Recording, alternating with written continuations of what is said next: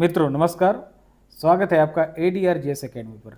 Daily 10 हमारा current affairs का एक प्रोग्राम है जिसमें हम 10 अति महत्वपूर्ण करंट अफेयर संबंधी तथ्यों का संकलन आपके सामने रखते हैं। तो आइए शुरू करते हैं।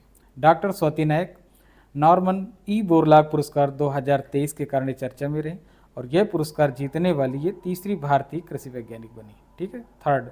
इससे पहले 2 भारतीय कृषि वैज्ञानिक और इस पुरस्कार को प्राप्त कर चुके हैं।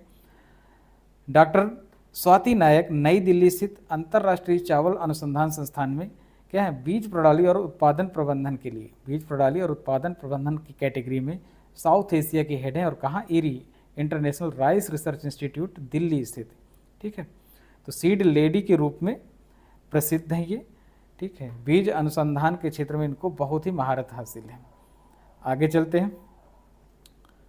फ्रैंक रूबियो नासा के अंतरिक्ष यात्री, ठीक है, हाल ही में भी चर्चा में रहे और 371 दिनों के रिकॉर्ड अंतरिक्ष प्रवास के बाद पृथ्वी पर लौटे हैं। 371, ठीक है, नासा के हैं। अमेरिका की ओर से सबसे ज़्यादा अंतरिक्ष में समय बिताने वाले पहले एस्ट्रोनॉट बने।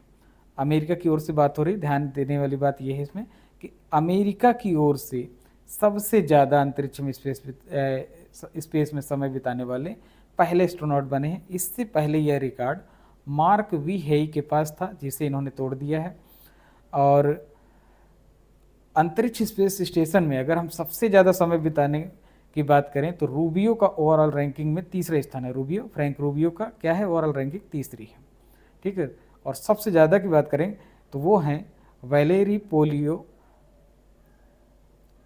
पोलिया को 437 दिन इन्होंने अंतरिक्ष में गुजारे थे। रसिया से संबंधित है और अंतरिक्ष स्पेस स्टेशन में इन्होंने अपने मेडिकल संबंधी अनुसंधान की, क्योंकि ये पेशे से डॉक्टर थे। 437 दिनों का इनका रिकॉर्ड है जो अभी तक नहीं टूटा है। ठीक है, आगे चलते हैं। त्रिपुरा ई कैबिनेट प्रणाली लॉन्च होने के कारण त्रिपुरा इस समय चर्चा में रहा और ऐसा करने वाला त्रिपुरा भारत का चौथा राज्य बना। नॉर्थ ईस्ट के मामले में ये दूसरा राज्य है, जबकि ओवरऑल क्या है, चौथा राज्य है। और नॉर्थ ईस्ट में क्या है, यहाँ पर पूर्व उत्तर लिखा है जबकि नॉर्थ ईस्ट होना चाहिए। ठीक है, नॉर्थ ईस्ट में ये दूसरा राज्य बना। और अन्य राज्य देख लेते हैं, इसकी पूरी रैंकिंग 4 कौन कौन से राज्य हैं। तो उत्तराखंड, यूके का मतलब यूनाइटेड किंगडम नहीं, उत्तराखंड, यूपी उत्तर प्रदेश, अरुणाचल प्रदेश और चौथा है त्रिपुरा। तो नॉर्थ ईस्ट में जो पहला है वो है अरुणाचल प्रदेश और त्रिपुरा ने अभी ई कैबिनेट प्रणाली को लॉन्च किया है। आगे से सभी आगामी कैबिनेट मीटिंग इलेक्ट्रॉनिकली अर्थात डिजिटली आयोजित होंगी और इससे जो लाभ होने की उम्मीद है वो क्या है कि दक्षता का बढ़ना, एफिशिएंसी बढ़ेगी और कार्बन फुटप्रिंट को कम करने में योगदान मिलेगा क्योंकि पेपरलेस एक्टिविटीज़ बढ़ जाएंगी। ठीक है, आगे चलते हैं। एशियन गेम्स इस समय आपके होंगझोउ चीन में आयोजित हो रहे हैं और आज देखते हैं कि भारत को इस मामले में क्या उपलब्धि मिलती है। स्क्वैश टीम इवेंट मेंस, ठीक है, टीम इवेंट है स्क्वैश का और मेंस में गोल्ड मिला है। ठीक है, ये एक उपलब्धि हुई। टेनिस मिक्स्ड डबल्स इवेंट में, मिक्स्ड डबल्स का मतलब कि एक मेल और एक फीमेल के साथ ही होता है और यहाँ भी गोल्ड मिला है रोहन बोपन्ना और इनके साथ ऋतुजा भोसले। ठीक है, ये मिक्स्ड डबल्स की जो टीम थी इसने भी गोल्ड प्राप्त किया है। आगे देखते हैं 10 metre air pistol mixed team event, यहाँ सिल्वर मिला हुआ है। यहाँ पर 10 metre air pistol mixed team, यहाँ भी एक मेल और एक फीमेल के साथ कॉम्बिनेशन रहता है। स्कीट, एक लंबे समय बाद स्कीट में सिल्वर मिला है। इससे पहले कहाँ से आया था वो भी काफ़ी पहले की बात है। और अनंतजीत सिंह ने स्कीट में सिल्वर जीतकर ये इस प्रतिस्पर्धा में मान बढ़ाया। ठीक है, 25 मीटर एयर पिस्टल की बात करें, टीम इवेंट, यहाँ भी टीम इवेंट की बात है और टीम इवेंट में किसमें, वीमेंस। 25 मीटर एयर पिस्टल में यहाँ भी गोल्ड मिला है। तो आप देखेंगे स्क्वैश टीम इवेंट में, मेंस की, टेनिस मिक्स्ड डबल्स इवेंट में और 25 metre air pistol team event में आज भारत को गोल्ड की प्राप्ति हुई है। ठीक, आगे चलते हैं। वर्ल्ड यूनिवर्सिटी रैंकिंग 2024, ठीक है, वर्ल्ड यूनिवर्सिटी रैंकिंग 2024 हाल ही में चर्चा में है, जिसमें पहला स्थान आया है आपका यूनिवर्सिटी ऑफ ऑक्सफोर्ड यूके में है, ब्रिटेन। सेकेंड रैंक पर है आपकी यूनिवर्सिटी ऑफ स्टैनफोर्ड यूएसए, और थर्ड में है आपकी यूनिवर्सिटी ऑफ मैसाचुसेट्स यूएसए। ये रही आपकी वर्ल्ड की टॉप 3। भारत के संदर्भ में देख लेते हैं कि भारत में क्या सिचुएशन रही। तो IISc Indian institute of science Bangalore की जो रैंकिंग रही, काफ़ी लंबी समय बाद 250 के अंदर आई है, 250 के, ठीक है। और इसका अगर देखें तो 2017 के बाद इस पहली बार 250 के अंदर आई। इससे पहले आप रैंक जो थी 250 से पहले कब थी, 2017। सेकेंड रैंक पर अन्ना यूनिवर्सिटी है, थर्ड पर जामिया मिलिया इस्लामिया है, और चौथे पर महात्मा गांधी यूनिवर्सिटी है, ठीक है। इस बार भारत की रिकॉर्ड 91 यूनिवर्सिटीज़ शामिल रही रैंकिंग में, ठीक है। इससे पहले भारत की 70+ थी। 91 यूनिवर्सिटीज़ इस बार 2024 की रैंकिंग में शामिल हुई, ठीक। 91 यूनिवर्सिटीज़ की संख्या के मामले में भारत चौथे स्थान पर पहुंच चुका है, जबकि पिछले साल इसकी रैंकिंग क्या थी, 6वें स्थान पर थी। तो आप यहाँ भी देखें कि यूनिवर्सिटी की संख्या के मामले में जिन्होंने रैंकिंग में स्थान बनाया है तो भारत चौथे स्थान पर पहुंच गया है कुल संख्या के मामले में। हालांकि अगर भारत ऊपर टॉप रैंकिंग की बात करें तो काफ़ी डिसअपॉइंटिंग है कि 250 में आपकी केवल एक यूनिवर्सिटी है टॉप 250 में, आप 10 में नहीं हैं, 50 में नहीं है, टॉप 100 में भी आप नहीं हैं। तो ये थोड़ा डिसअपॉइंटिंग है, लेकिन लगातार चूँकि ग्रोथ हो रही है तो वो संभव है कि आगे सुधार देखा जा सकता है, ठीक है। यह ranking times higher education THE या इसे दा भी कहते हैं द्वारा जारी किया जाता है, ठीक है। आगे चलते हैं।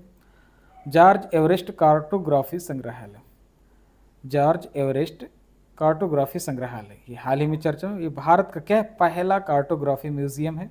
कार्टोग्राफी का मतलब क्या है, मैपिंग, मानचित्रशाला, ठीक है, मानचित्रशाला कह सकते हैं आप इसे। और ये कहाँ खोला गया है, उत्तराखंड में मसूरी में, ठीक है। जॉर्ज एवरेस्ट कार्टोग्राफी संग्रहालय। ओके, आगे चलते हैं, क्लियर हो गया। जिलैंडिया बहुत ही चर्चा में इस समय, और आगे जो भी एग्जाम होंगे संभवतः बहुत एग्जाम में पूछा जा सकता है। जिलैंडिया दुनिया का 8वां महाद्वीप इसे माना जा रहा है। दुनिया का 8वां, 7 महाद्वीप हैं आपको पता ही, 8वें महाद्वीप के रूप में जिलैंडिया को माना जा रहा है। 2017 में इसमें बहुत सारा अनुसंधान हुआ और जिलैंडिया के विषय में काफ़ी पिक्चर क्लियर हुई थी, और ऐसा माना जा रहा था कि जिलैंडिया दुनिया का इस धरती का 8वां महाद्वीप जो है बनेगा। लेकिन अब इसके लिए क्लियर अनुसंधान किए जा चुके हैं वैज्ञानिकों ने। अब इसका मैप जारी किया है, हाल ही सितंबर में इसका मैप जारी हो गया है हाल ही में। 375 साल पहले वैज्ञानिकों ने 8 महाद्वीपों की भविष्यवाणी की थी, ठीक है। तो आज से 375 साल पहले, 400 साल पहले इस मामले में भविष्यवाणी की गई थी कि दुनिया में 7 नहीं 8 महाद्वीप हैं, और 8वें महाद्वीप की एक तरह से खोज जारी थी, क्योंकि इस पर काफ़ी स्ट्रॉन्ग साक्ष्य थे कि 8वां महाद्वीप है, ठीक है। तो ऐसा माना जाता है कि इसका निर्माण 8 करोड़ साल पहले हुआ। कब? 8 करोड़ साल पहले, क्रिटेशियस युग में इससे जोड़ा जाता है। क्रिटेशियस युग के आसपास इसका अंतिम समय में, क्रिटेशियस जो काल था जो समाप्त हो रहा था, उसी के आसपास इसका निर्माण हुआ। और कैसे हुआ? गोंडवाना लैंड का हिस्सा माना जाता है इसे। गोंडवाना लैंड के टूटने के बाद ये निर्मित हुआ। अंगारा लैंड आपका नॉर्थ है, हिस्सा है धरती का, गोंडवाना लैंड साउथ। तो ये इस साउथ हिस्से का साउथ हिस्से से संबंधित है आपका जिलैंडिया। इसका 95% हिस्सा समुद्र में डूबा हुआ है, 95% से ज़्यादा है, और केवल 4% हिस्सा जो है ऊपर है, और उसी को हम न्यूजीलैंड के रूप में देखते हैं। न्यूजीलैंड ऐसा माना जाता है कि जिलैंडिया का टॉप पोर्शन है, और केवल ये इतना दिख रहा है, नीचे इस बहुत बड़ा हिस्सा जिलैंडिया का समुद्र के नीचे है, ठीक है। तो इसका मैप जारी हो गया, ऑस्ट्रेलिया के बगल में आप इसे देख सकते हैं, आप इसको सर्च कर लीजिए। बहुत ही क्लियर पिक्चर के रूप में जिलैंडिया को दिखाया गया है, ठीक है। आगे चलते हैं। स्वच्छ भारत मिशन, ठीक है, ग्रामीण चरण 2। उत्तर प्रदेश ने 100% ODF प्लस कवरेज प्राप्त कर लिया है, ठीक। इस मामले में उत्तर प्रदेश ने गौरवशाली स्थिति प्राप्त की है, 100% ODF प्लस कवरेज प्राप्त किया है। अर्थात उत्तर प्रदेश के सभी गांव कितने 95,767 गांव ODF प्लस स्टेटस अब रखते हैं। ये सभी गांव हैं, और चूंकि 100% ODF प्लस की बात की जा रही है, तो इसका तात्पर्य ही है कि उत्तर प्रदेश के प्रत्येक गांव को ODF प्लस घोषित किया जा चुका है। और ये किसके अंतर्गत हुआ? SBM स्वच्छ भारत मिशन ग्रामीण चरण द्वितीय के अंतर्गत।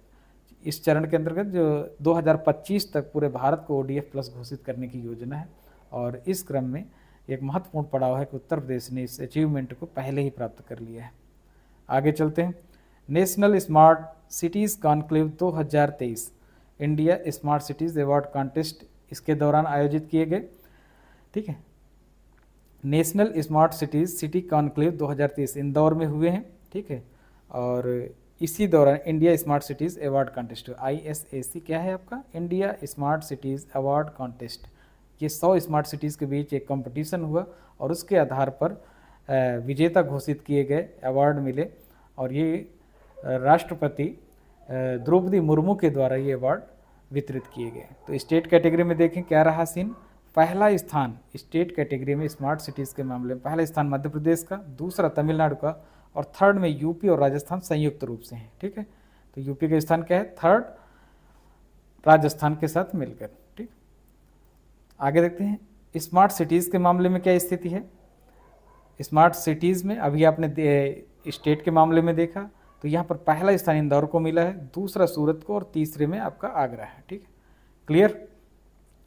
ज़्यादातर इंपॉर्टेंट आपके स्मार्ट सिटीज़ हैं, पर वो भी आप स्टेट भी याद रखिए, वो भी महत्वपूर्ण है।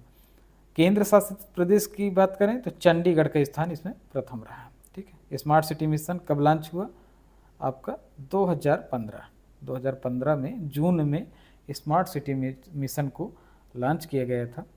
तब से यह प्रक्रिया चल रही है। प्रत्येक साल स्मार्ट सिटीज़ के बीच एक कंपटीशन होता है और उनमें विजेता घोषित किए जाते हैं उनके परफॉर्मेंस के आधार पर। क्लियर। माइकल गैम्बन हाल ही में चर्चा में है। माइकल गैम्बन ब्रिटिश अभिनेता हैं और इनका निधन हो चुका है। ठीक है, हैरी पॉटर सीरीज में जो गुरु डम्बलडोर हैं उसकी भूमिका निभाने के लिए इनको याद किया जाता है, माइकल गैम्बन। इसके अलावा हॉलीवुड की बहुत सारी फिल्मों में हैं। ठीक है, तो हैरी पॉटर में गुरु डम्बलडोर जो रहते हैं वही माइकल गैम्बन हैं और इनकी हाल ही में मृत्यु हो गई। ठीक है, तो ये रहे आज के 10 महत्वपूर्ण तथ्य। निश्चित रूप से आपको इनका लाभ मिलेगा। और ठीक है, थैंक यू वेरी मच।